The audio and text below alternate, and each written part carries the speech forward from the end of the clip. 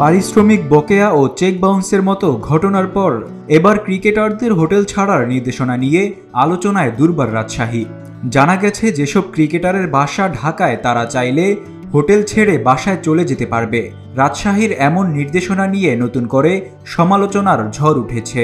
এবার বিষয়টির ব্যাখ্যা দিয়েছে ফ্র্যাঞ্চাইজি কর্তৃপক্ষ।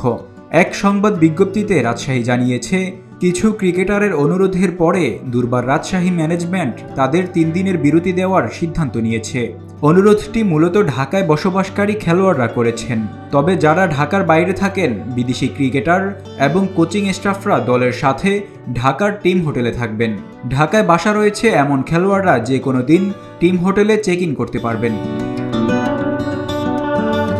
প্রসঙ্গত প্রথম রাউন্ডের সব ম্যাচ শেষ হয়ে গেছে দুর্বার রাজশাহীর। 12 ম্যাচে 6 জয়ে 12 পয়েন্ট নিয়ে তারা পয়েন্ট টেবিলের 3-এ অবস্থান করছে। তাদের সামনে প্লে অফে ওঠার বেশ ভালো সম্ভাবনা থাকছে। তবে নিজেদের ম্যাচ শেষ হয়ে যাওয়ায় তারা থাকবে সংরক্ষিত আসনে।